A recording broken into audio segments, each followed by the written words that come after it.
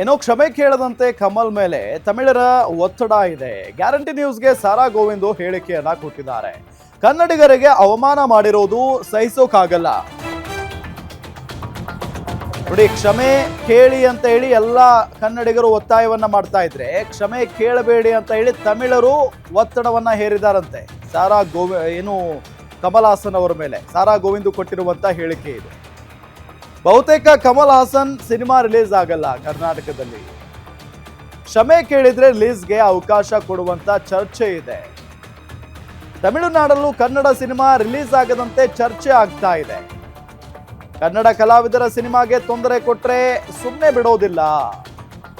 ಕ್ಷಮೆ ಕೇಳದಂತೆ ಕಮಲ್ ಮೇಲೆ ತಮಿಳರು ಒತ್ತಡವನ್ನ ಹಾಕಿದ್ದಾರೆ ಅಂತ ಹೇಳಿ ಗ್ಯಾರಂಟಿ ನ್ಯೂಸ್ಗೆ ಸಾರಾ ಗೋವಿಂದ ಹೇಳಿಕೆಯನ್ನ ಕೊಟ್ಟಿದ್ದಾರೆ.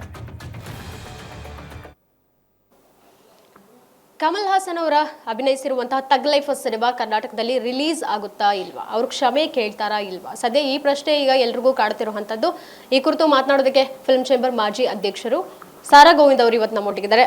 ಸರ್, ಈಗಾಗಲೇ ಈ ಬೆಳವಣಿಗೆ ತುಂಬಾ ದಿನಗಳಿಂದ ಬರ್ತಿರುವಂಥದ್ದು, ಆದರೆ ಬೇರೆ ರೀತಿ ತಿರುವನ್ನ ಪಡೆದುಕೊಂಡಿರುವಂಥದ್ದು. ಬಟ್ ಏನು ಪ್ರೊಡಕ್ಷನ್ ಹೌಸ್ ಕಡೆಯಿಂದ ಏನು ಬರ್ತಾ ಇದೆ ರಿಯಾಕ್ಷನ್ ಅಂತ? ನೋಡಿ, ಈಗಾಗಲೇ ನಾವು ಹಲವಾರು ಸಭೆಗಳನ್ನು ಮಾಡಿದ್ದೀವಿ. ಆ ಸಭೆಗಳಿಗೆ ಆ ಚಿತ್ರದ ಹಂಚಿಕೆದಾರರನ್ನು ಕರೆಸಿದ್ದೀವಿ, ವೆಂಕಟೇಶ್ ಅಂತ ಹೇಳ್ಬಿಟ್ಟು. ಅವ್ರಿಗೂ ನಾವು ಮನವರಿಕೆ ಮಾಡಿಕೊಟ್ಟಿದ್ದೀವಿ. ನಾಳೆ ದಿನ ಏನಾದರೂ ಹೆಚ್ಚು ಕಮ್ಮಿ ಆದರೆ ಅದನ್ನು ನಾವೇ ಅನುಭವಿಸ್ಬೇಕಾಗುತ್ತೆ. ಯಾಕೆಂದರೆ ಕನ್ನಡ ಪರ ಹೋರಾಟಗಾರರು ಸುಮ್ಮನೆ ಕೂತ್ಕೊಳ್ಳೋದಿಲ್ಲ, ನನ್ನಿಂದ ಹಿಡಿದು.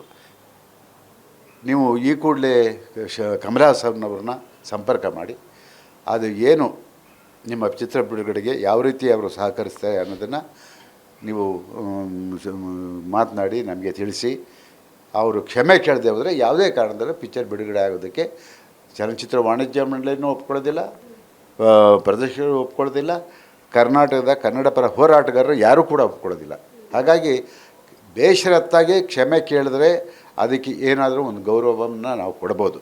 ಅವ್ರು ಯಾವುದಕ್ಕೂ ನಾವು ಸ್ಪಂದಿಸಲಿಲ್ಲ ಅಂತ ಹೇಳಿದ್ರೆ ಮುಂದಿನ ದಿನಗಳಲ್ಲಿ ಏನಾಗುತ್ತೆ, ಹಾಗೆ ಆಗುತ್ತೆ. ಕರ್ನಾಟಕದಲ್ಲಿ ಆ ಒಂದು ಚಿತ್ರವನ್ನು ನಿಷೇಧ ಮಾಡಲೇಬೇಕಾಗಿದೆ, ಅದು ಕನ್ನಡಿಗರ ಹಕ್ಕು. ಸರ್, ಅಂತ ಸೋನು ನಿಗಮ್ ಅವರು ತಮ್ಮ ಅಹಂಕಾರವನ್ನು ಬಿಟ್ಟು ಅವ್ರು ಹೇಳಿದ್ರು, ಸ್ವತಃ ನನ್ನ ಅಹಂಕಾರ ಬಿಟ್ಬಿಟ್ಟು ನಾನು ಕ್ಷಮೆಯನ್ನು ಯಾಚಿಸ್ತಿದ್ದೀನಿ, ಕರ್ನಾಟಕಕ್ಕೆ ಕ್ಷಮೆಯನ್ನು ಕೋರ್ತಿದ್ದೀನಿ ಅನ್ನೋಂಥದ್ದನ್ನು ಅವ್ರು ಹೇಳಿದ್ರು. ಆದರೆ ಕಮಲ್ ಹಾಸನ್ ಅವರ ವಿಚಾರದಲ್ಲಿ ಯಾಕೆ ಆಗ್ತಿಲ್ಲ, ಅವ್ರು ಯಾಕೆ ಕ್ಷಮೆ ಕೇಳ್ತಿಲ್ಲ ಅನ್ನುವಂಥದ್ದು? ನೋಡಿ, ಸೋನು ನಿಗಮ್ ಕ್ಷಮೆ ಕೇಳಿ ದೊಡ್ಡ ಮನುಷ್ಯ ಅನಿಸ್ಕೊಂಡ, ದೊಡ್ಡವನಾದ. ನಾವಿನ್ನು ಇವ್ರನ್ನೇನು ಕೇಳ್ತಾ ಇದ್ದೀವಿ?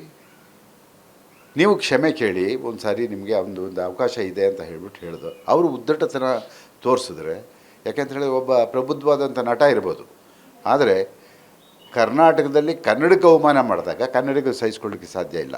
ನೀವೇನು ಮೊಂಡಾಗಿ ನಾನು ಕ್ಷಮೆ ಕೇಳೋದೇ ಇಲ್ಲ ಅಂತ ಹೇಳ್ತಾ ಇದ್ದೀರೋ, ಹಾಗೆ ನಾವು ಹೇಳ್ತಾ ಇದ್ದೀವಿ, ಯಾವುದೇ ಕಾರಣದಲ್ಲೂ ಕಮಲ್ ಹಾಸನ್ ಚಿತ್ರ ಮುಂದಿನ ದಿನಗಳಲ್ಲಿ ಬಿಡುಗಡೆ ಮಾಡಬಾರ್ದು ಅನ್ನೋ ಒಂದು ತೀರ್ಮಾನಕ್ಕೆ ನಾವು ಬರಲೇಬೇಕಾಗುತ್ತೆ.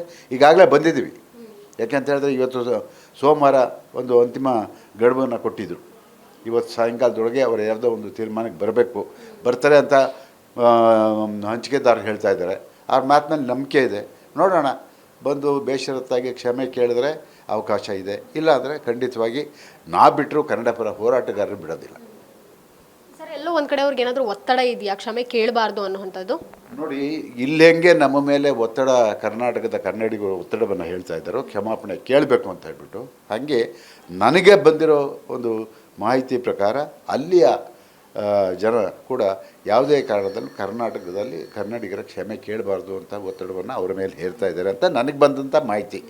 ನೋಡೋಣ, ಅವರು ಕರ್ನಾಟಕದ ಕನ್ನಡಿಗರ ಕ್ಷಮೆ ಕೇಳ್ತಾರ, ಇಲ್ಲ ತಮಿಳುನಾಡಿನ ಜನದ ಪರವಾಗಿ ನಿಂತ್ಕೊಳ್ತಾರೆ. ಯಾಕೆಂತ ಹೇಳಿದ್ರೆ ಅವ್ರಿಗೆ ಆ ಒತ್ತಡ ಬಂದಮೇಲೆ ಅವ್ರ ಜೊತೆಯಲ್ಲೇ ನಿಲ್ಲಬೇಕು. ಅಲ್ಲಿಗೆ ಅಂತಿಮವಾದಂಥ ಏನು ನಿರ್ಧಾರ ಆಗುತ್ತೆ, ಕಮಲ್ ಹಾಸನ್ ಚಿತ್ರ ಬಿಡುಗಡೆ ಆಗೋದಿಲ್ಲ ಕರ್ನಾಟಕದಲ್ಲಿ. Thank you so much sir. So ಇದಿಷ್ಟು ಸಾರಾ ಗೋವಿಂದ್ ಅವರ ಮಾತಾಗಿತ್ತು. ಕ್ಯಾಮ್ರಾ ಪರ್ಸನ್ ಪೃಥ್ವಿ ಜೊತೆಗೆ ಕೀರ್ತಿ ಪಾಟೀಲ್, ಗ್ಯಾರಂಟಿ ನ್ಯೂಸ್, ಬೆಂಗಳೂರು.